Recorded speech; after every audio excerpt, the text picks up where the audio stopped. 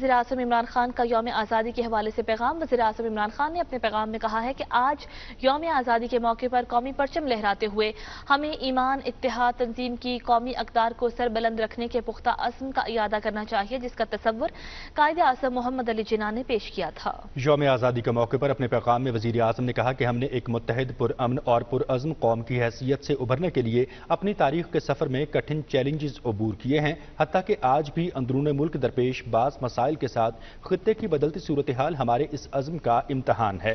ہر وقت کی طرح ہم اپنے عزم صمیم کی بدولت ان رکاوٹوں پر قابو پا لیں گے اور مضبوط تر قوم کی حیثیت سے ابھریں گے۔ وزیر اعظم نے کہا کہ پاکستان آج اقوام عالم کے مابین سر اٹھا کر کھڑا ہو سکتا ہے۔ معیشت کی بحالی، کورونا وبا سے نبرد آزما ہونے اور ماحولیاتی تحفظ بارے ہماری پالیسیوں کو دنیا بھر میں پذیرائی ملی ہے۔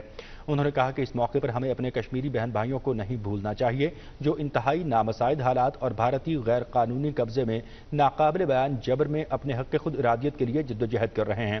پاکستان کشمیریوں کے منصفانہ کاز کے لیے اپنی بھرپور حمایت جاری رکھے گا۔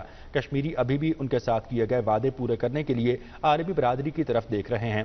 وزیر اعظم نے کہا کہ پاکستان نے اپنی مغربی سرحدوں پر غیر مستحکم صورتحال کے باعث بڑی قربانیاں دی ہیں اور اس کی بھاری قیمت چکائی ہے۔ ہم نے ہمیشہ اس بات پر مسلسل زور دیا ہے کہ افغانستان کے تنازع کا کوئی فوجی حل نہیں ہے۔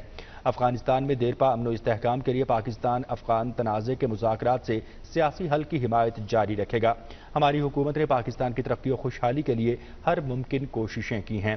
وزیر اعظم عمران خان یوم آزادی کے موقع پر قوم کو مبارکباد دیتے ہوئے کہا کہ پاکستان کو قابل فخر، خوشحال اور پرامن ملک بنانے میں تمام پاکستانی اپنا کردار ادا کریں۔